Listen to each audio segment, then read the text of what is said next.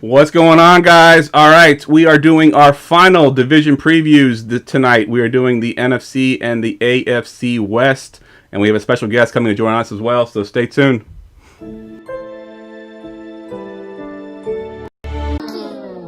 Fantasy football, you dealing with the best. Keep it hype, authentic, this ain't nothing like the rest. With the Armchair Fantasy Show podcast, give advice for all the listeners to improve your stats. Yeah, we live on goingfor2.com. Tuesdays and Fridays, this is what you want. Talking dynamic. Back, I don't know what happened. We went live for half a second, and then we went unlive. But we are live again, guys. Again, I'm Jeff Lambert. You can follow me on Twitter at JeffLambert77.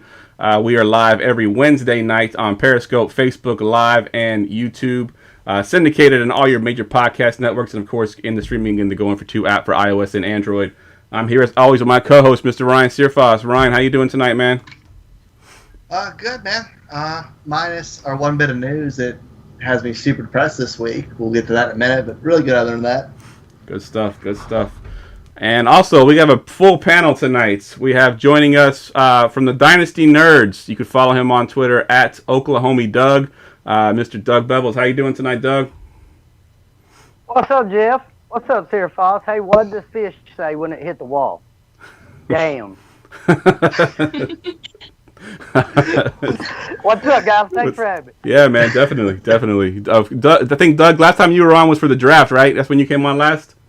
Yes, sir. All right. Thanks for having me again, buddy. Doug, I was a few drinks in by the time you got on last time. Yeah, I think he was. I was just like, when did he come on? Yeah, he came on like the last segment. He was like on the late when we were really pretty much hammered at that point. Yeah, that makes a lot of sense.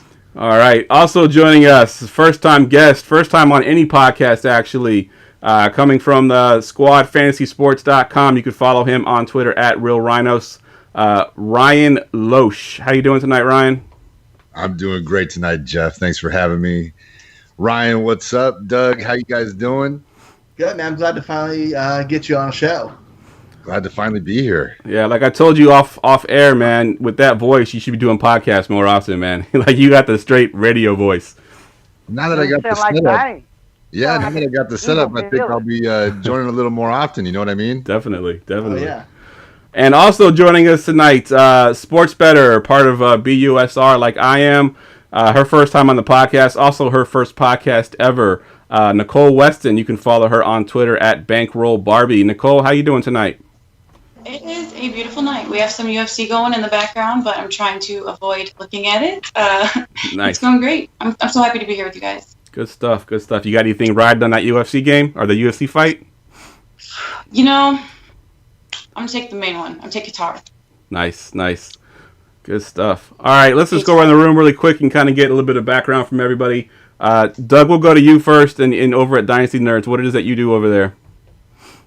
Yeah, buddy, thanks. I appreciate it. I'm a writer, ranker, and senior IDP expert at DynastyNerds.com. I also host a show over at Dynasty Happy Hour that's called IDP Power Hour with my good friend Clutch Russ 72. And I pretty much am a podcast whore. You know what I mean, Jeff? I make my rounds, buddy. I just make my rounds. Good stuff. And Ryan Loesch, we had a comment on Facebook as well that you need to be doing this more often. That you need to take over my job and be the full-time host. So you already got some fans. Once I still have a job, that's cool. All right, Ryan. So tell us what you do over at Squad Fantasy Sports. Yeah, so I'm a software developer and designer by trade. I've been working on a new fantasy platform for about a year now. It's still quite a ways away in development, but hopefully in the next year or two we can get that out to everybody. I'm really excited about what we're going to be doing. Can't quite bring the curtain back all the way for you, but stay tuned, and there'll be a lot to share coming up. Good stuff. All right, and Nicole, tell us what you do over at BUSR and just what you do in general as far as sports betting and what your favorite sports are. I love betting on college basketball, but I'm not very hopeful about the season coming up. Yeah. So, I haven't really looked at the European leagues or the non-U.S. basketball, but I probably will end up looking at it. I did look at the TBT for a while, when they had the tournaments going and stuff. Right. But I just need some college basketball. I love college sports, college football, college basketball. That is just, it gives me so much adrenaline. It's so energetic. It's the best. There's nothing better than college football or college basketball. Definitely. Period. Definitely. I play a little bit of DFS, and I play some college sports sometimes too, and it's definitely a different animal than the pro sports for sure. All right, so as I mentioned at the top, we have a promo going on, me and you, Nicole, for BUSR. We both kind of work for BUSR. They're our sponsor here at the podcast. Let's just kind of get an idea about you first. Like, what's your favorite college professional teams? I know you're from Michigan, so are you pretty much Michigan all the way? I am 100% Michigan, all the way. Good stuff. Does that go over to your pro teams too? So Detroit Lions and all them? Yes, sadly, for the last few years, I'm a Detroit Lions fan, I'm a Detroit Tigers fan, and I'm a fan of sadness as well. Nice. So how long have you been betting on sports?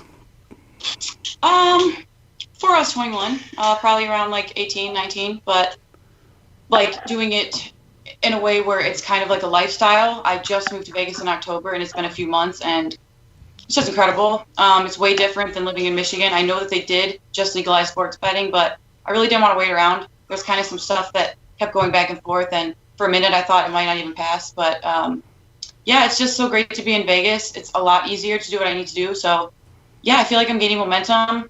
I started really slow, just fun, taking things when I see them, and I've really become more interested in it, and the research side and the analytics side. I feel like I'm gaining more experience now that I'm in Vegas, and it just feels great. Nice. Yeah, for me, it's not legal here where I'm at in Virginia either, and it's getting very close to being legal there. So it's they've already quote unquote voted for it, but it won't go into effect probably until December. So I'm hoping that it does go into effect and I can actually do it legally. So definitely can't wait to that day. What offshore do you use? Right now, I just use BUSR. It's the only one I'm using right now. Yeah, I did. What was the one I did for a while? I did use Bovada for quite a while, but then I had a problem with them with their withdrawal process. It became a headache that I just got rid of it. I was like, no, I can't do it anymore. Because of them, I am no longer allowed to use MoneyGram, but we won't talk about it. Wow. Yeah, I actually, ironically, I won pretty big. The year that the Eagles won the Super Bowl, I actually bet on the Eagles to win the Super Bowl before the playoffs even started. Just as a win, kind of like, whatever, they got a good chance to go all the way. And I just said they're kind of an underdog. I picked them, won big, tried to withdraw. They wouldn't let me do it. They gave me some big excuses about why I couldn't withdraw. And so I was like, screw it. I just ended up blowing my money on betting everything else and just lost all that money that I won. It was kind of depressing. So what's your favorite sports to bet on? Is it definitely college sports, or is there anything else you like betting on? Well, since the quarantine started, I really just started getting interested in UFC, but the more I watch it, the more I really like it. I feel like, I don't know, it just makes me happy to watch this. It's in the background. There's just some guy punching some guy's head, and it's fun. I like it. Yeah, that's funny. I took my wife to... Go ahead. I'm sorry. What did you say? Sorry. The KBO2, which has like completely ruined my sleep schedule. The games are at like 2:30, but yeah, I absolutely love just like feeling like I can bet on baseball. I cannot wait for the MLB, but the KBO has been pretty consistent actually. It's been pretty easy to kind of dig in there and see what you can get. Nice. Yeah, there's a guy that's in one of my Facebook groups that does the KBO DFS, and that's something that I can't even comprehend. Like, he's in there throwing out stats and everything else, and I'm like, I just can't do it. It's not for me. So I appreciate help with the weather. If anyone has a hookup on Korean weather, I'll take it. All right, there you go. All right, so let's talk about a little bit about our contest that we got going on right now. You mentioned MLB. Of course, MLB opening day is coming up here pretty soon. I reached out to you on Twitter, and we came up with this contest. Basically, we're going to give away a $100 account to BUSR.com. And it's going to be for the opening game for the Nats and the Yankees. I know you're not a Yankees fan, but I'm a Nats fan. It's the opening game. It's going to be a huge day, I think. Let it pass. Yeah. So yeah, we took sides there. I took the Nats, took my hometown team. You took the Yankees. Basically, if you're listening to this, if you're on Twitter, if you want the Nats to win, you just use hashtag Team GF2. For the Nats, and if you are on the Nats, the Yankee side, you can use hashtag Team Barbie. And you can use either one of our promo codes to sign up with. Hers is what? BUSR.com/bankroll Barbie. Is that right? It is. Yep. And obviously mine is BUSR.com/going for two. Either one of them, guys, use it to sign up. Hashtag Team GF2 or Team Barbie, depending on what side you're on. And then once the games are played, we will give out a $100 account to BUSR.com so that you can then join us in the betting as well. So is there anything else that you got going on? Go ahead, what was that? The hashtag, guys. Make sure you use the hashtag so we can find it on any of the posts. Just use the hashtag Team Barbie or Team Go for Two. Yep, exactly. Because then we have a bunch of people that are just picking the teams. You gotta use the hashtag because the games don't start until. I'm so sorry. Yeah, exactly. It's hard to find you on Twitter if you don't use that hashtag. Use that hashtag, we're able to click on it and find you really quickly and give you that account. So good stuff. So I asked you, Nicole, before the show to we do a segment at the end of every show that's basically the forgotten fantasy player. I wanted to bring you on and get you to do just a forgotten forgotten football player in general. I don't know if it's gonna be from one of your teams or not, but give me somebody that you think's been forgotten about that you want to kind of shine a spotlight on. I am so interested in Marcus Dupree. ESPN did a 30 for 30. It is very well produced. It is very well directed. It's called The Best That Never Was. And it's a tragedy. It really opens you up to how hard some of these things are for the players. And this guy that was just so heavily prospected in high school as a child, he was beating Herschel Walker's whole touchdown record in high school. And then conflict, injury, everything blows up. There's too much pressure. It just really opens you up to the raw side of sports. And I think he's a really important person to talk about if you want to talk about things like player safety or making sure that these guys are set up if something doesn't go right for them, like if they get like gravely injured or if they just can't play anymore. He was, I think he's a truck driver now. He's 46 years old. Wow. He played for Oklahoma. He did moderately well. He had some problems. And then after being just the heavily prospected child in high school, goes in the 12th round. I think he was the 326th pick. And from there, he just kind of faded out. Wow. I believe he went to the Oakland Raiders. So, wow. Yeah, he slowly just went away. Wow. I think he's a really important person. I loved the 30 for 30. It really kind of moved me. I would encourage anyone to watch it if they can find it. I'll have to go back out and check out that one. I've seen a bunch of those 30 for 30s. They do a really good job with those. It's eye-opening, really. Wow, that's an awesome one. We don't usually get those kind. I like that a lot. Good one. All right, so you want to hang around for the news and notes, Nicole, with us? Of course. All right, let's get to the news and notes. News and notes from around the league. All right, guys, we haven't heard from you all in a while, so we're going to start with you. We'll go to you first, Rhinos. Give me your thoughts on this first note here. Alshon Jeffrey almost certainly starts on the PUP list to start the season. What does that do for Jeffrey's value in fantasy, and what does that do for the receivers that are also there? I think it's a great thing because this is going to allow a chance for the younger guys to get some looks and some reps. I was really high and excited on J.J. Arcega-Whiteside a year ago. The Stanford product didn't amount to much of a rookie season. Turns out he was, hampering some lower body injuries, and hopefully he can, get back on track in the second year here alongside, the youngster Jalen Reagor they just brought in. So, it's sad that, he's 30-year-old wide receiver.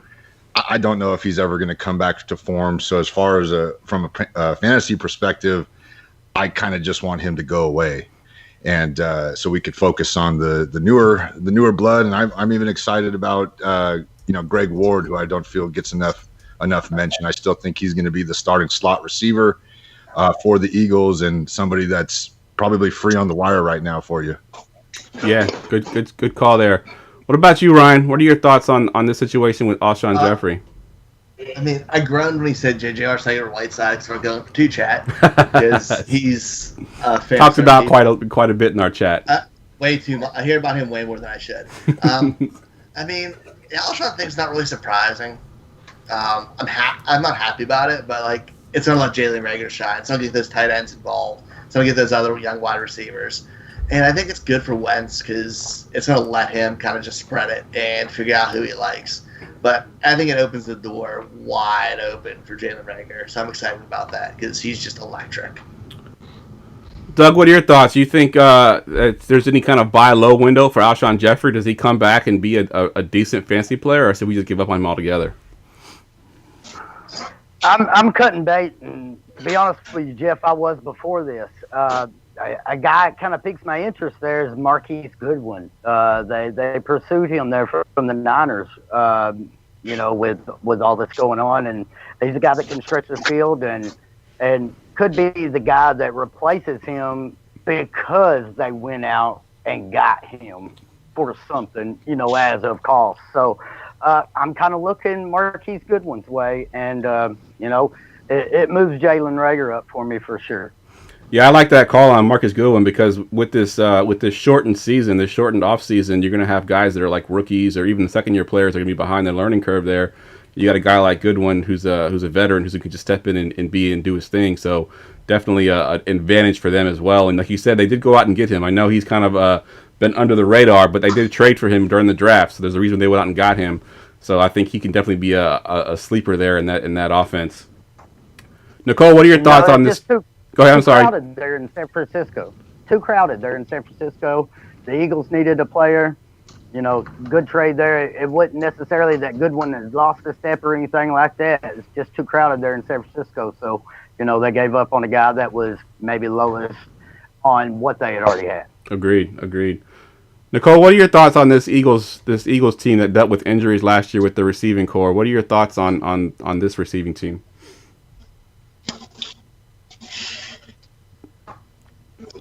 I have no idea, honestly. I haven't really looked into the Eagles. I'll be honest. I'm not very good at fantasy. I am loving learning about it, though, like listening to you guys right now.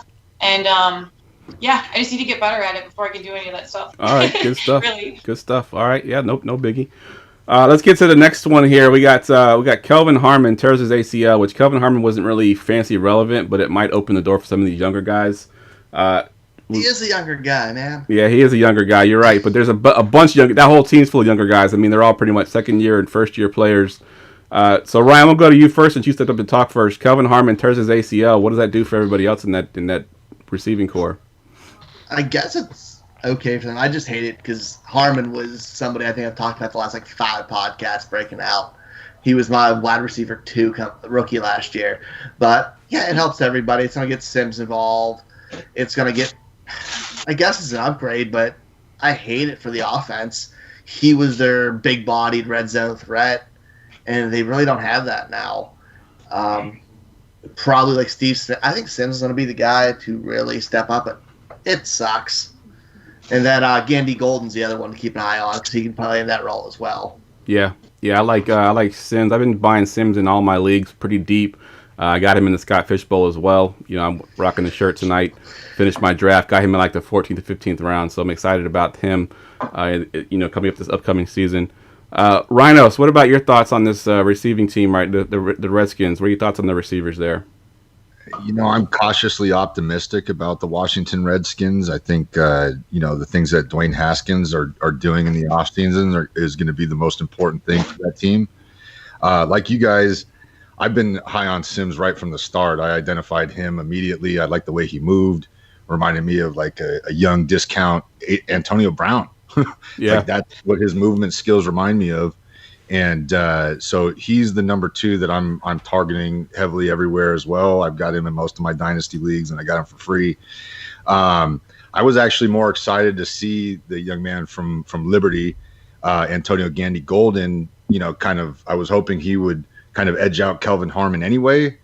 So not to slight, you never like to see anybody get injured, but this opens the door wide open for AGG to come in and kind of be that big body red zone threat that Ryan was saying that the Washington Redskins desperately need. Yeah, or Washington whatevers. Yeah, Washington whatever they are. Yeah, I live in Washington D.C. That's all you hear about on the radio right now is what the team name is going to be. Oh my God, I can't what imagine. What are the for the new names? Does anybody know that? I think the leader, if you listen to the radio at least around here, It's Red Wolves and Red Tails and Warriors are the three that I've heard living here in DC. I've heard Red Clouds, the Red Warriors. I've heard that one. Yep. They want the Navajo tribe, or I'm sorry, not the Navajo tribe. The tribe that is in Washington actually wants them to be called the Code Talkers because I guess in Washington a lot of the Indians, Native Americans helped basically win a war. So the Code Talkers, they want that name. They're fighting for it. They put a petition out. I wonder if that'll happen.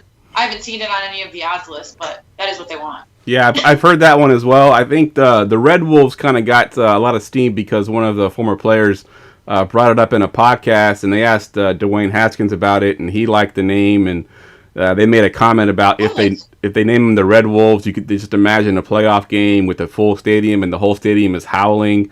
So I think that was kind of an interesting take there. I mean, Red Wolves is local to this area. They are endangered species. They're on the endangered list, but they are local to our area, so that would kind of fit with that as well. Warriors is also another one that's been leading because it kind of goes to Washington Warriors. You kind of just roll off the tongue, and you can kind of stick with the same mantra of the spear and the colors and everything. What was that? Almost the same. It's different but the same. Warriors would be kind of a weird name, I think. Yeah, I agree. I think I kind of like the Red Wolves. I know the Red Tails is another one that they've mentioned because there's ties to the Air Force there with the Tuskegee Airmen. That's kind of their link there, and they were obviously in this area as well. So that's another one that they've talked about. But who knows? I mean, it's Daniel Snyder, and the owner there he's got his own thing going on. He can name them whatever he wants, and he's probably gonna end up pissing everybody off. Kind of like when they named when they went from the Bullets to the Wizards. He's been asked to rename it since I don't know 1990 something. Yeah. Yep. We are 2020. Yep. It's 2020. Yep. He's kind of he's getting his hand forced because his investors are starting to back out on him, and he's losing all his sponsorships, and so he's got to change the name, or he's to be in a ton of hurt. I personally don't think it's a bad idea. I think it's good. I think it's necessary almost. But yeah, everyone's gonna have a different opinion about it. Some people are gonna be happy. Some people are gonna be sad. Some people are gonna burn their Washington Redskins jerseys because they're just like that. Yep. So, 2020. Yep. Exactly. They already had the most hideous uniform in the entire league, so anything's an upgrade. Yeah. Yeah, that's another thing too that I've heard a lot about the colors too. People saying that in the area because they kind of represent their colors and they want to keep the colors. I'm like, that's the ugliest colors of any team in the NFL. Why would you want to keep that? But I guess. Did they have yellow gloves? Yeah, it's. Oh my gosh! I kept thinking there was flags being thrown on the field. It was so annoying. Yep. The yellow gloves. I'm like, fuck, stop. Yep, exactly. All right, let's stay in the NFC East here, and we got some. It's not really fancy relevant, but there's a note saying that there's no talks right now with Dak Prescott. They're satisfied with just going into the season with him on the franchise tender, which means he'll be a free agent next year. Ryan, we haven't heard from you in a while. Let's go to you first on this one. What about your thoughts on Dak? And if you were a Dak owner, are you worried about where he might end up next year? No, I'm not worried about it. I think Dak will perform regardless of situation. May not be as great where we're talking about him as top 5, but with his rushing ability and how accurate a passer is, he can still be a top 5 quarterback play. And then if you look at it, he's kind of taking that Kirk Cousins approach where he's on the franchise tag once. I really wouldn't be surprised about twice. But as long as he's in Dallas, I like it for everyone there. And if he would go, which I doubt he will, just because quarterbacks are so hard to come by, should produce. It's not like he could get an offense that may be worse or better. So I'm okay with it. There's just not many quarterback teams, and you're not going to get rid of franchise quarterbacks. My needle's not moved. Yeah, I agree. The crazy thing is, and I don't even know how this really works, but I know the franchise tender is an average of the top 5 salaries or whatever. And then, if you get franchise the second time, it's 120% of that or something. It goes up a bit. I'm curious to how that Patrick Mahomes contract pushes that number up a little bit. If the Cowboys are going to be okay paying him whatever it's going to be, $39 million next year, if they do franchise him for a second time or not. Cousins made 60 in 2 years off the tag. Yeah, it was crazy. I mean, Dak can't be that upset about it. It doesn't get him long term, but man, it's a nice chunk now. If they do it again, it's even nicer. Yep, agreed. Doug, you falling asleep over there? I haven't heard from you in a while. Give me your thoughts on this Dak Prescott situation. Wake up. No. If you think about it, when he first got drafted, he didn't have a lot to work with. The Raiders had kind of given up, per se, on Amari Cooper, and Michael Gallup was just a rookie. I mean, the starting tight end was Jeff Swaim, and the guy got it done, in 2018 with the limited weapons. So I agree with Searfoss that wherever he lands, I think he's going to be a good dynasty asset going forward. But, I live about an hour and a half from Dallas, and that's the only ESPN station I get is 103.3 ESPN Dallas, and they're upset with him. They're thinking that this guy didn't take a team-friendly deal, and he's kind of worried about the next deal. Not necessarily this one, but he's kind of worried about the next one, and they feel like he just needs to worry about what's in front of him now, and his agent's kind of pushing him to worry about the next deal, getting another bite of the pie. Yep. So they're upset. They're upset with him around Texas and around this area here. So it's going to be very interesting. But I'll tell you what, I'll take $31 million for a year any time of day, Yeah. Jeff. You hear me, Lambert? Yep. I'll throw that old pig's in. I'll throw it over that mountain, buddy. $31 million. I tell you what. Yeah, good stuff. Good stuff. Nicole, any thoughts on this contract situation with Dak Prescott? He pretty much took the words out of my mouth. I'm still just laughing. I think he's comfortable. $31 million, it's a nice chunk of change. All He's guaranteed. been there a few years. It just feels comfortable. Mhm. I would feel really weird if he was on another team. Yeah. It just doesn't seem right. It seems like he likes it. It seems like everyone likes him. It doesn't seem like they have any problems. It seems like Jerry Jones doesn't care. He's comfortable, but he's just Jerry Jones. Yeah. Yep. I don't think they have anything to worry about as far as that goes. Okay. You said he's franchise tag this year. Yeah, And he's that's why he's getting money. 31 million Yeah, franchise. Yep. I think yeah. I don't think they have anything to worry about there. Hey, And Jeff, like he said, if I got $31 million, I would just I would try my best. Yep. For sure. Yep. Exactly. What was that, Doug? could you imagine, the Redskins are paying, Haskins on that rookie deal right now.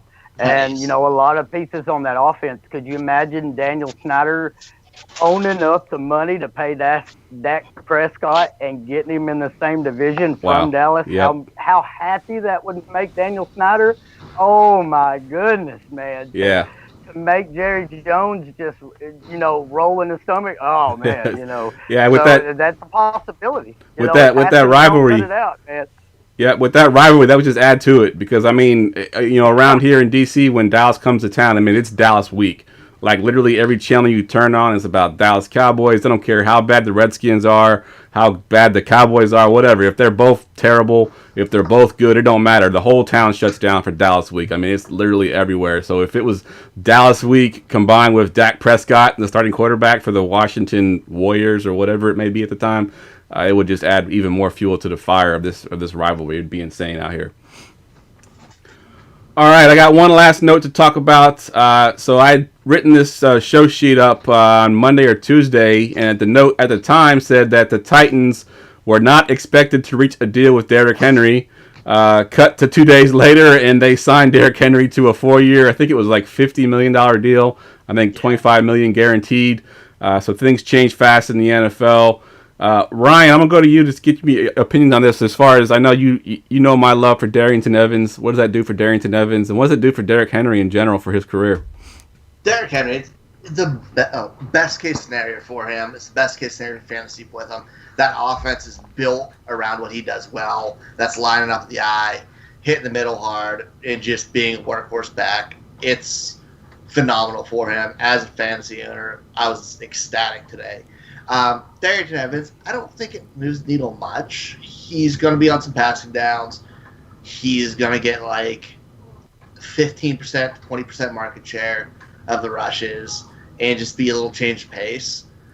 It caps his ceiling unless there's an injury, but he has value there. I think he can have value. It may not be right away. It might be a year in, but investing that much money, that might take some carries off him because they want to keep him fresh for 5 years. Especially if you're paying that much, or 4 years, especially if you're paying that much.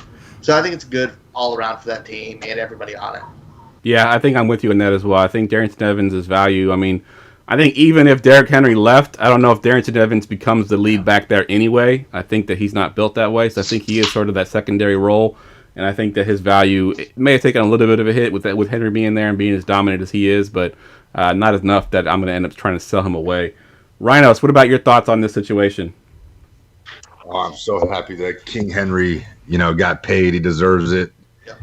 All those carries on that Terminator body of his, it adds up. And, all power to him. Anytime a running back in the NFL gets paid and paid handsomely, I'm all about it because they are the most disrespected of any position in any sport. They are crucial to their team's success, especially Derrick Henry. They don't make the playoffs without handing Derrick Henry the ball. Who knows how Tannehill would, look if he's not, turn around handing the rock. Good call. Suddenly his efficiency's out the window. So anyway, as far as Darrynton Evans is concerned, I know him quite well. I'm in a college fantasy football league with Ryan Fearfoss. Who won that league? And we faced off in the championship, and I recalled Darrynton Evans having a monster game against me, and taking home the ship for him. Nice. He hit like 230 and 3 touchdowns. It was ridiculous. It was crazy. Nice. Outscored my JT. Nice. Him and Jalen Hurts all day. Good stuff. Yeah.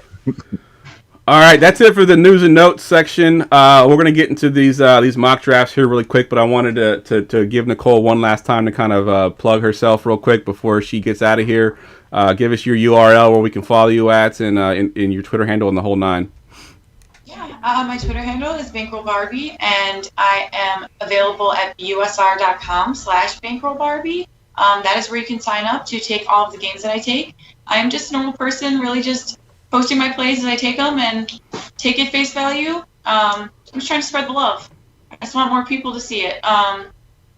Just Bankroll Barbie, Twitter handle, pretty much every social media, Bankroll Barbie, you'll find it. YouTube. I'm planning on starting doing some videos, but I don't really have it quite set up yet, as you can tell by my very strange camera setup tonight. But I'm looking forward to just doing more things. This is such a great opportunity. I'm so happy to be here with you guys. This is what I really want to do. I just want to talk sports. That is it. Bankroll Barbie. Yep, good stuff. And like I said, great follow, guys. I found her through busr.com. She was tweeting out videos and stuff on her plays, and that's how I found her through BUSR, because they were retweeting her stuff. So she's a great follow. So definitely go follow her on Twitter at Bankroll Barbie. And like I mentioned, at the promo there with our contest, hashtag Team GF2 if you're for the Nats, hashtag Team Barbie if you're for the Yankees. And hopefully we'll do some more of these promos as the season progresses here. We'll do some prop bets and stuff like that as the season goes on. Yeah, I'm up. You're on. Everyone unfollow Jeff and then refollow him so that you can tell he's a good person too. He's a good follow. Good stuff. All right, Barbie. I almost called you Barbie. All right, Nicole, have a good night. You too. Thank you so much, you guys. This was so fun. No problem. Have a good night. You too. Bye. All right, guys. Before we get to the mock draft here, I wanted to plug one last thing. I showed it last week. I'm going to show it again. The Going for Two championship belt, the Grinders Championship. It's a DFS contest that we're running for week. I did it! Oh my god! It's so funny. She's excited about it too. Yeah, I think she doesn't realize she's still on. Let me see if I can. There she goes. I think she's off now. All right. So sorry about that. All right. So yeah, the Grinders Championship, guys, DFS contest for week 1. We did it last year. It's a charity contest. We've already raised, I believe we're up to $430 total.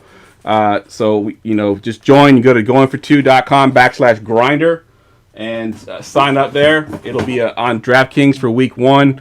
The winner gets the championship belt, of course, but really it's all about the charity, guys. If you can donate anything, $5, $10, $15, whatever you can donate, we appreciate it. All the information is there on goingfor2.com/grinder. It'll have the link to the GoFundMe page. It goes all to the fantasycares.net charity that Scott Fish runs. I think our little group of Going for Two, we've already donated over $600 to the charity, so we're hoping to get at least another $600 to $800 from this contest as well, so we can get a nice big chunk of change to send to Scott Fish and his charity. Again, guys, goingfor2.com/grinder. All right, guys, we got a lot to get to in a very short amount of time, so we're going to be doing these mock drafts here pretty quickly. That took a little bit longer than I expected it to take. So basically how we do these previews, we're going to do the NFC West first. We're going to do it in a mock draft format, Superflex Dynasty standpoint. So when you're drafting your team, you can think about Superflex Dynasty. We're just going to go round robin through the picks here and just pick your best player available. And on the board to start off at the 101 is Doug. Who are you taking in the NFC West as your 101?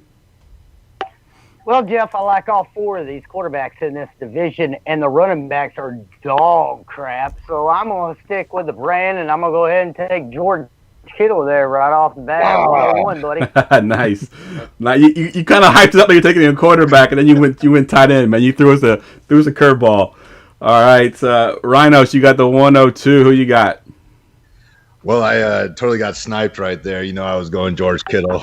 I was hoping he'd fall to me at 102, but alas, he's gone vapor. So, I'm a 49er fan, so the NFC West is, it's right up my alley, and I don't usually like going against my team when picking, but you can't pass up the value of the electric Kyler Murray.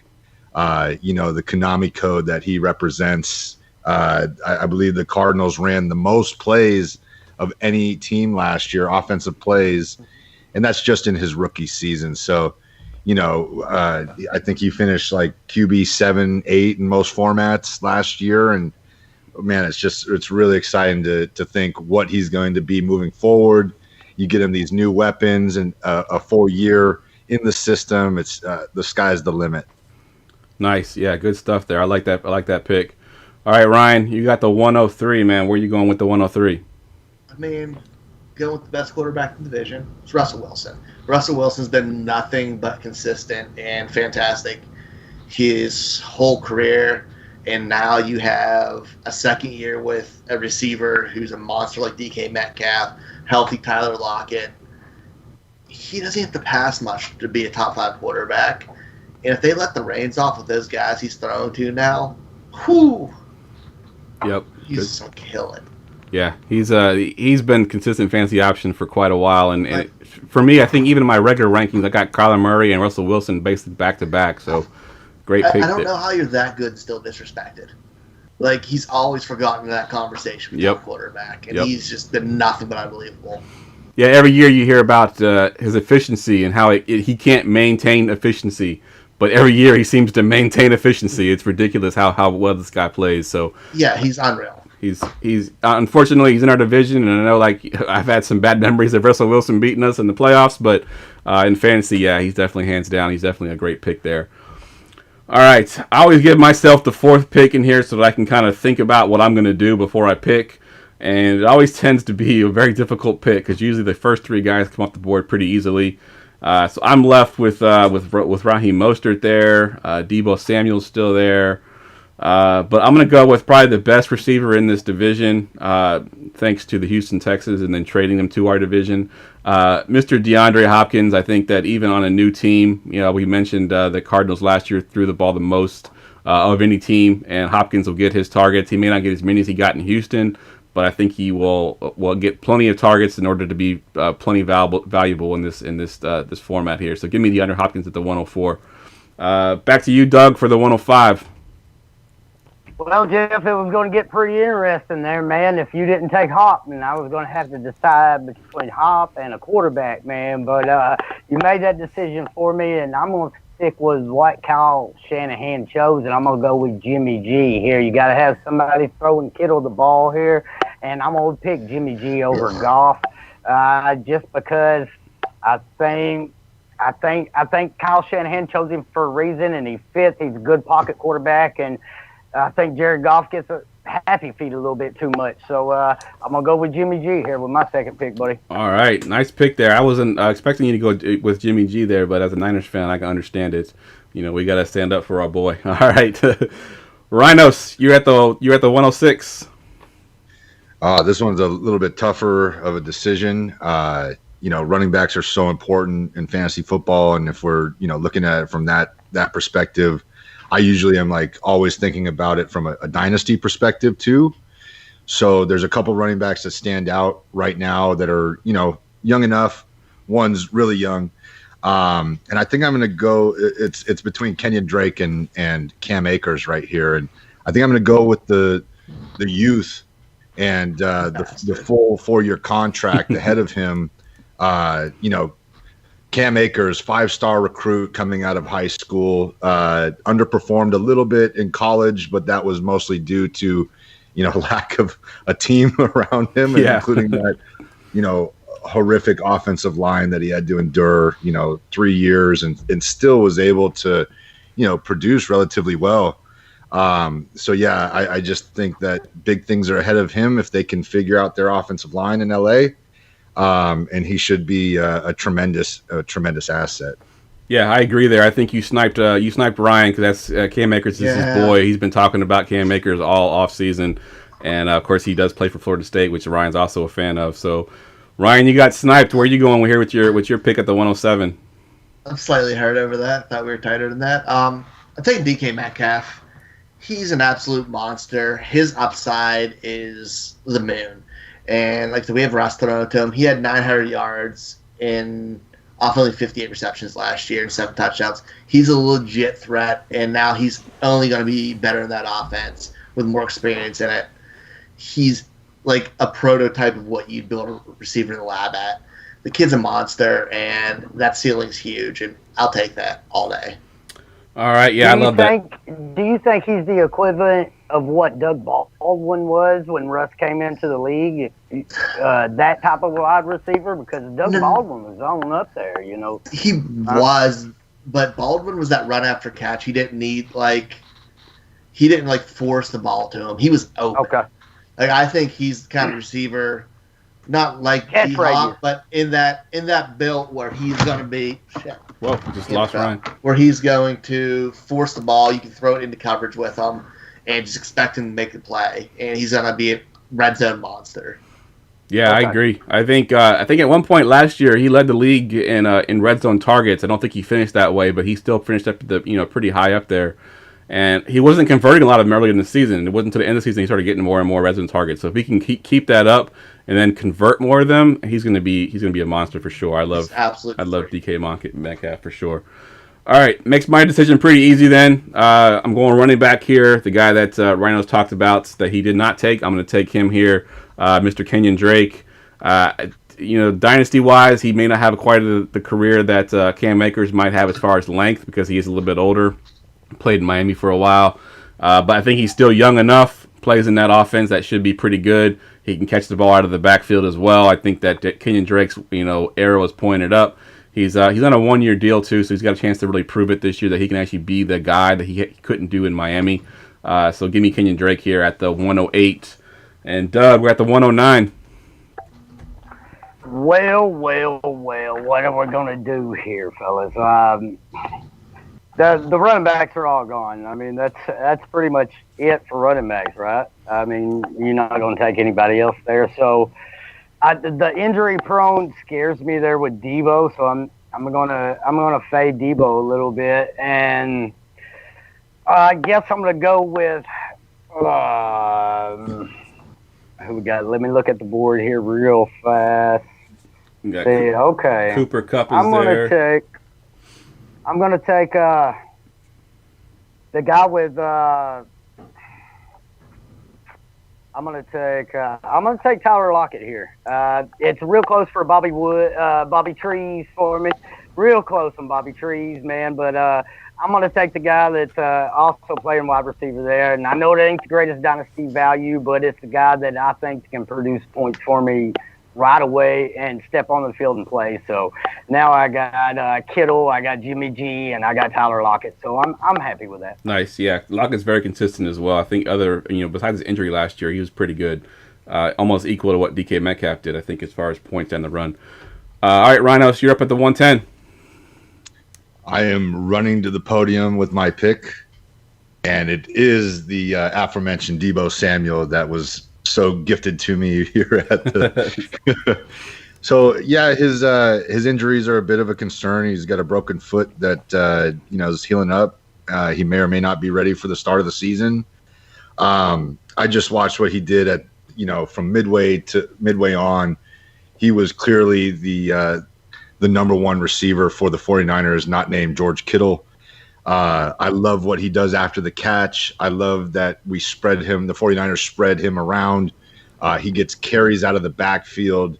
I love that. I love guys that, you just get them the ball and see what they do. And, the majority of the time that we were, looking his way, he was making things happen. He was, early and often. I think a big part of why the 49ers weren't able to close out the Super Bowl was because we stopped looking his direction in the second half. He was absolutely, tearing the Kansas City Chiefs apart in the first half. And anyway, I think that foot will heal up nicely, and I'm going to have a wide receiver one on my hands. Yeah, I love it. I love the value you're getting there. I got him at a super value in the Scott Fish Bowl stuff. I think I got him like the 10th round in the Scott Fish Bowl, which is crazy for him. I think he's going to be, healthy. I mean, he might the first 2 games maybe he's not fully healthy and they take it easy on him, but I think eventually he's gonna pan out. So yeah, I love Debo there. All right, Ryan, you were up. The only reason I didn't go Debo, guys, is because Jalen Hurd's coming back. That's a big weapon that Kyle Shanahan's excited to get back. And I think it's just a few more end rounds less for Debo. And, just less weapons on them Seahawks makes Tyler and DK a little bit more valuable. Yeah, so, good point. That's and also this just in, Debo has a stinger from running that pick into the podium. Nice. All right, Ryan, you're up at the 111. So we've had a lot of talk like running. We've only had 2 running backs taken so far, and when you're talking running backs, volume's key. Being in a heavy volume rush offense is huge, and I have a running back here who has 2 back-to-back years of averaging 17.6 and 18.5 carries a game and averaging 82 yards a game rushing in both seasons back-to-back. Is consistent as it comes, high-producing, high-volume running back. That's Chris Carson. He's still only 25. He hasn't had the draft capital and never gets talked about because of it. But he's done nothing but been great when he's been on the field. He's elusive. He makes electric plays. He can break one off whenever. He can run between the tackles. He's a legit workhorse back who's had 247 and 278 carries in back-to-back years on an offense that wants to run the ball. The only teams that are going to run the ball more are probably San Fran and Baltimore. And Chris Carson's the only one who's legit has a backfield to himself. Yeah. That was Chris Carson breaking his hip. Ouch. You can clearly tell this is not a fantasy football draft because Jeff ain't took a quarterback yet. And if this were the only quarterbacks available, then I for sure would have sniped Jeff so he couldn't start a quarterback the whole time. We're not doing team building, which we forgot to. Yeah. Well, it's funny you mentioned that I'm not taking a quarterback because that's what I'm about to take right now. I'm taking the last one on the board, Mr. Jared Goff. Surprised he slipped this far in a Superflex Dynasty type format. I mean, everyone kind of gave up on Jared Goff after his Super Bowl run last year or 2 years ago. Last year he had an off year and people gave up on him, but I do think that that's still there. He could still be that quarterback. He's got some weapons with Cooper Kupp. He gets Cam Akers to replace Todd Gurley. So give me Jared Goff here at the 112, and then I got the back-to-back. So let me get the 201. I'm gonna go ahead and take the guy that everybody's been avoiding that keeps kind of slighting this guy, but he's in one of the best rushing offenses in the league, one of the best rushing schemes in the league. And as long as we can get him with the contract situation figured out, he'll be good for us for a long time, Mr. Raheem Mostert. I think there was a stat that I saw today that he is the fastest running back in the NFL. I'm not sure if it's true or not, but he is. You're going off a Madden rating, man. No, I saw this. You're going off a Madden rating. It's okay. But the Madden rating is he's fastest in the NFL. But I think he actually is the fastest in the NFL. I could be wrong on that, but he's pretty fast. I want to say he ran a 4.4, I think 40 in the 40-yard dash. At least as far as starters go. Oh, a 4 what? A 4.4. You look it up, Ryan. Look it up. I know you want to. All right, so yeah, I got Raheem Mostert on the 201. Then we're back to you, Ryan, with the 202. Oof, you got me real distracted with that speed trap there. But I'm going to go with the aforementioned by Doug and his nickname that I've never heard before, Bobby Trees. I love Robert Woods, man. I feel like I've just been picking consistent players who are just good. He's a lock for a wide receiver, too. He catches everything thrown his way.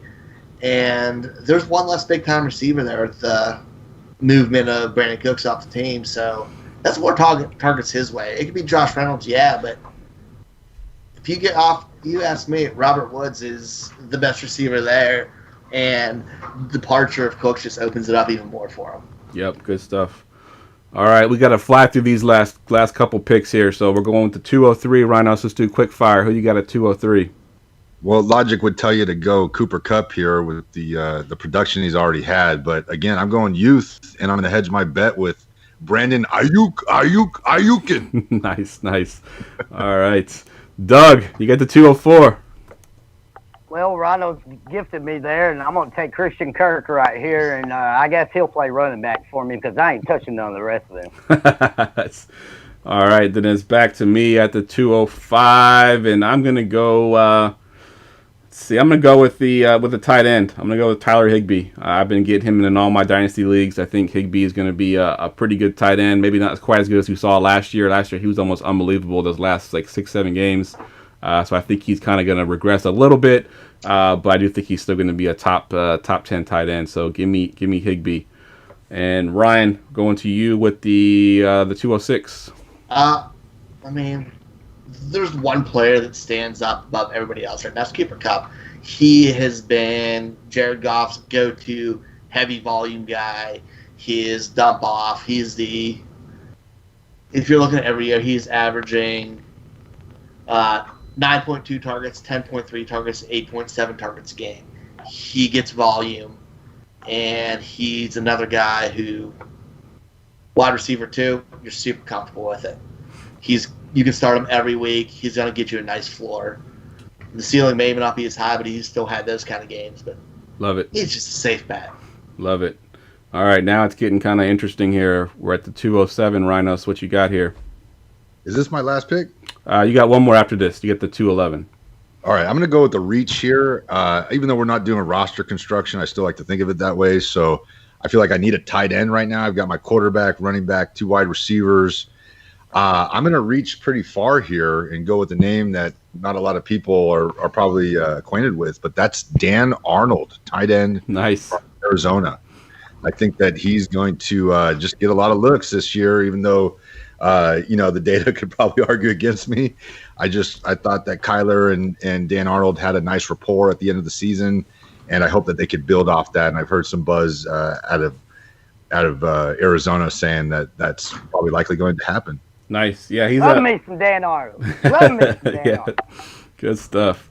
All right, the 208, Doug, what you got here? Hey, we're going to bring Carlos Hyde back to the Bay, baby. We're going to bring him back. We're bringing him back. I'm passing Kevin Coleman. I'm passing McKinnon. Passing Penny. Hyde's coming back to the Bay, baby. All right. I'm up at the 209, and I'm looking at still got that backfield from the 49ers. I got Tevin Coleman and Jeff Wilson Jr. still there. It's a couple young guys from the Rams offense. Not a whole lot after that, so let me go with the upside here. Let me take Mr. Van Jefferson, who I think could potentially be the number 3 receiver there in that offense and kind of fill that Brandon Cooks role. So, and I heard Ryan get a little upset there, so it means I sniped him. So I love that pick. Ryan, you got the 210. Yeah, I love Van Jefferson. A decent amount of shares him already. Looking at the teams left, or the players left, it's not super good. But the guy I'm going to take is Jarrod Everett. I think Jarrod Everett is young enough. He has a downfield playmaking skill set for the tight end position. I know Higbee played very well last year, and a lot of people are looking for him to kind of take over. But Everett's huge. He's fast. He can run after the catch. I think he could be pushed out into the slot. And they're going to run a lot. I think they're going to run a lot of 2 tight end sets now that they are missing that deep threat wide receiver. I think he's a field stretcher down the middle, and could get a lot of volume. All right, good stuff. It's getting ugly, Rhinos. You got the 211. What you got here? I'm actually stoked about this pick right here. I almost went the last one. I'm going to go ahead and lock up the Rams backfield and take the electric Daryl Henderson, who I thought was actually going to be the heir apparent to Todd Gurley. I thought that, even though he's on the smaller of stature size, his BMI is actually still pretty good. So I thought if he was given the opportunity to, have a workhorse load, I thought his shoulders could handle it. Obviously, the Rams thought different. They brought in Cam Akers with the, high second round draft capital. And I think Daryl Henderson could still work his way and, maybe command like a 30 to 40% snap share. And let's see, Sean McVay is one of the better coaches at getting people into space. And if you can get that guy into space, that could be really scary for any opponent. Yeah, I love that pick there. I love that pick and the fact that you have Cam Akers, right? You drafted Cam Akers as well. Yeah, exactly, I do. Yep, definitely a good pick All there. by design. All right, Doug, bring us home here with the 212. Where are you going?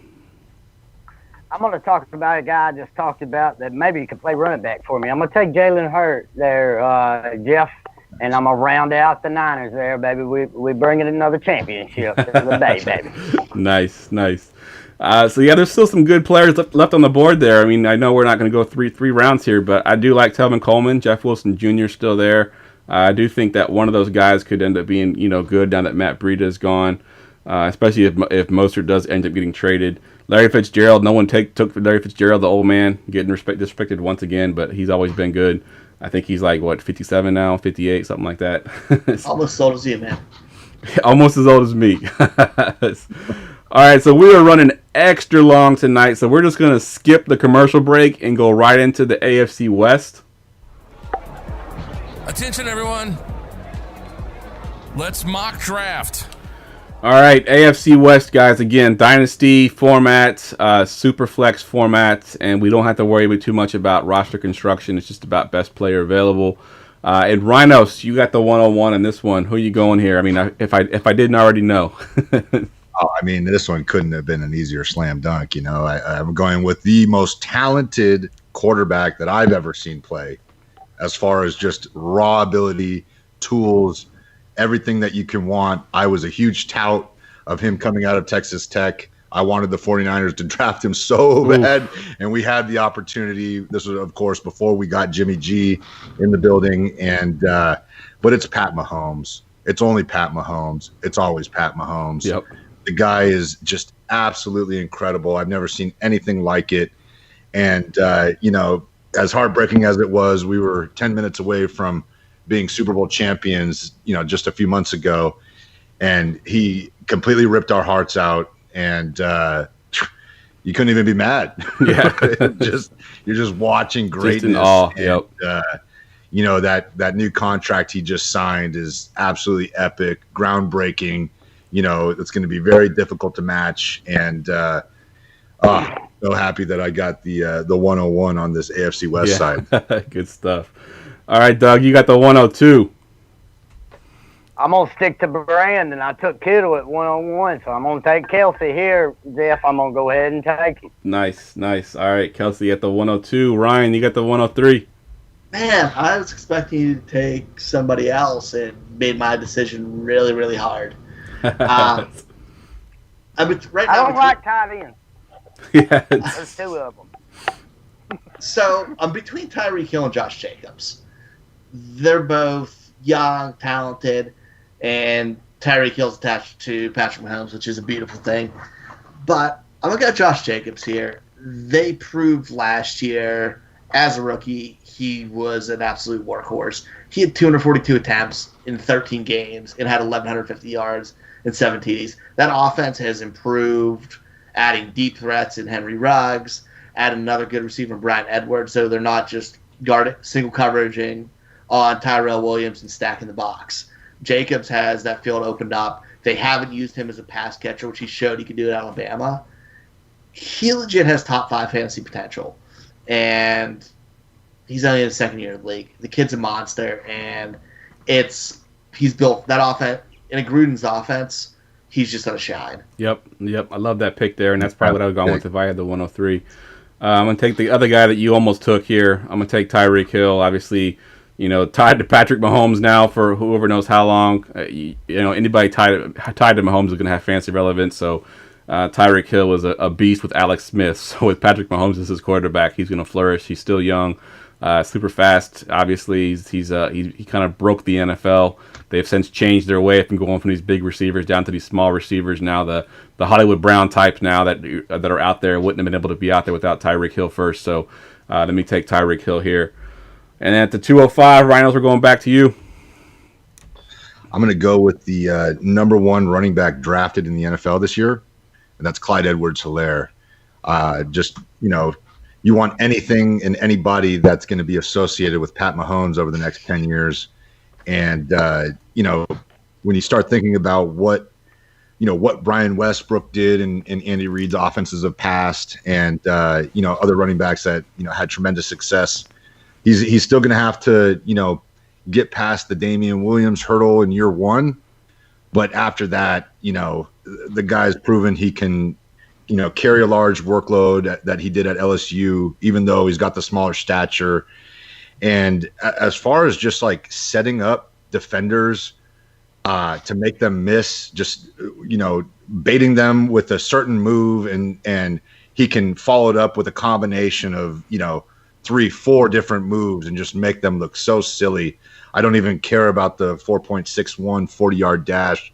The guy is absolutely electric in short yardage, and his receiving chops, I cannot wait to see them unleashed upon the NFL in Kansas City. Yeah, I love it. I love that pick there, and just going on his his ability to break or to make people miss. They did a whole mantra on YouTube. Someone did a mantra of the quote unquote dead leg that he kind of does, where he just leaves the defender just standing still, just looking stupid. It was quite an amazing mantra to watch. If you can go out there, just search. I think it's Clyde Edwards-Helaire dead leg, and you'll find it on YouTube. It's pretty. I certainly will. And that spin move, perhaps the greatest spin move I've ever seen. Yeah, exactly. It's awesome.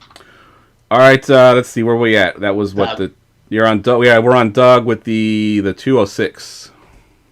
Well, you might as well call Rhinos Matt Damon on TNT because he just sniped me, baby. He just sniped me. So I'm gonna have to take Keenan Allen here. He's always undervalued, but he just performs year after year, and I think he's a good wide receiver one for my core here. So I'm gonna take Keenan Allen. All right, good stuff. Ryan, you're at the 206, right?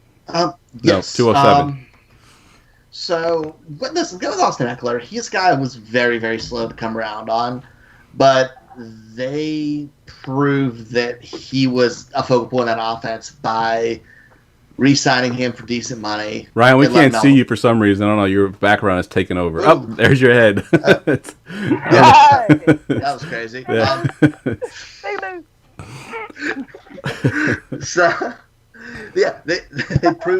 They proved they trusted him, and he was the focal point of that offense by re-signing him and letting Melvin Gordon walk. He's going to be locked for 1,000 yards, whether it's a mix of 500 rushing, 500 receiving. But chances are he's going to catch more balls than that. Even with Rivers gone, he's a safety valve for a young quarterback or Tyrod Taylor. And if Taylor or Herbert or Backler, who are both athletes, having athletic quarterbacks who are a little bit of a threat to the run helps a running back. So I love Eckler there. I think he's a top 10 back or top 12 back this year, and they believe in him, and that's what matters. Follow the money. Agreed. All right, I'm going to take the last surefire wide receiver one on the board as far as for their team, and that's going to be Mr. Cortland Sutton. I think we saw last year. Sammy Watkins. Sammy Watkins? No. Cortland Sutton, man. Taking me Sutton here. I think even with Jerry Judy there, I think he's still the number one. And we saw last year what he can do with Drew Lock. He was amazing last year. I think he just kind of builds on that in his third year. So Cortland Sutton is my pick at the 208. And Rhinos, you got the 209. I mean the 109. Oh, I'm taking one of my favorite Rhinos right here. I've got him in many, many, many dynasty leagues and redraft leagues, including the SFBX. And that is Mr. Darren Waller, the baller. Oh, man, I love this guy so much. Really came out of almost nowhere.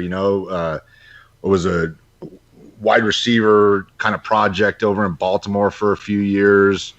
He actually had an alcohol addiction that really he suffered from for a while early in his career. Got that all cleaned up when he got over to Oakland, and John Gruden and Mayock and the entire organization just gush about this guy. They use him just like Kansas City uses Travis Kelce as well. So it seems like this division is kind of trying to play catch up and keep up with the Kansas City Chiefs and kind of trying to construct their offense in similar ways. So you're seeing those trends happen in this division, especially because you just can't keep up with the Chiefs offense. And so, Darren Waller, we're just scratching the surface on what he can be. He's one of the premier tight ends in the league that still nobody is respecting. And I hope that he can put together another campaign this year and even add on top of what he did a year ago. Yep. Yeah. My other co-host for our DFS show loves Darren Waller. He's obviously a Raiders fan, but he picked him a lot during our DFS shows during the season last year, and it paid off quite handsomely most of the time. He's a beast that kind of came out of nowhere, and that's a great pick right there. All right, I lost my place, so that was 209. So now we're at 210. Doug, I'm sorry, 110. I don't know why I keep saying 2. We're on the first round here. All right, this might be a little bit of a shocker pick here, but I'm going to go with, as y'all said, the guy that's slinging him the ball. So I'm going to go with, no, I'm going to change it. Let me get my running back here, and I'm going to go Melvin Gordon. I'm going to go with the newly acquired Bronco there in Melvin Gordon. Nice. All right, Ryan, you got the 211. I'm going with my rookie wide receiver 1 from this year, and that's Jerry Judy. Jerry Judy is an absolute technician. He knows how to get open, and he's going to be able to do it early and often in the NFL. His game is so crisp. He has fantastic hands. He can run after the catch. He's that new type of wide receiver 1. I know Sutton's there. I think both of their skill sets are well enough where they can both coexist to be fantasy relevant because of how much different they bring to the field. But Judy has a lot of potential, and he has wide receiver 1 potential with a nice wide receiver 3 this year, wide receiver, which I'm fine with in Dynasty. So give me Judy. All right, good stuff. And we are already at the hour mark, so we're just going to cut this one short at the first round here, and I'm going to pick the last pick, and then we'll get to our forgotten players. I'm going to take the guy that's throwing to all those players we just mentioned, the Cortland Suttons, the Jerry Judys, all those guys. I'm going to go ahead and take Mr. Drew Lock. I think his upside is definitely there. Weapons are there. He's got plenty of ability he showed last year. I think he can take that second-year leap and be a great quarterback for the future. So Drew Lock is my final pick here for the first round, and we'll kind of wrap it up there. Just so you can get an idea of who's left on the board. There's still Henry Ruggs is still there.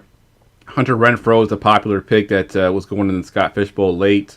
You got McCole Hardman. Still got some good tight ends. Hardman, baby. Yeah, Hardman's good. You got Hunter Henry there. Of course, you got Noah Fant, also a great tight end. The quarterbacks are a little bit of a toss-up. You got Derek Carr, Marcus Mariota in Las Vegas, and then Tyrod Taylor, Justin Herbert for the Chargers. So those are the guys left on the board there. Let's go ahead and get into our forgotten fantasy player, guys.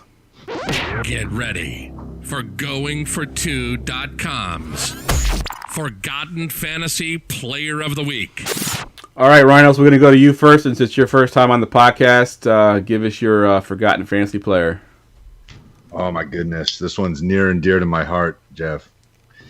So this player was a former Georgia Bulldog, and he actually started ahead of Terrell Davis. That's how good this guy is, ahead of Hall of Famer Terrell Davis. In his final season at Georgia, he rushed for 1,600 yards with a total of 21 touchdowns. And during the combine, it was actually revealed that he had a torn ACL. So, and he still was drafted number 3 overall to the Arizona Cardinals in 1993. And of course, I'm talking about the illustrious running back Garrison Hurst. Love it. So, kind of peculiar, right? Like, you tear your ACL, or he tore his ACL, I guess, sometime in during the season. It was discovered at the combine, and he was still drafted number 3 overall. That just blows my mind. I don't think that would happen at all today. But he got off to a really slow start of his career. Was labeled a bust in Arizona. It was Phoenix, Arizona that he was drafted by, not the Arizona Cardinals. Right. So Phoenix Cardinals. Played 3 years for them. Really tumultuous 3 years. Moved over to Cincinnati Bengals for a year.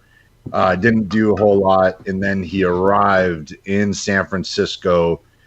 His first year, he started getting on the field and getting game starts about week 3, put out a 1,000-yard season, and in 1998 it was really his coming out party. Week 1 of the season, I remember it like it was yesterday against the New York Jets, going into overtime, tied. Oof, yeah. And we Niners get the ball, but they pin us at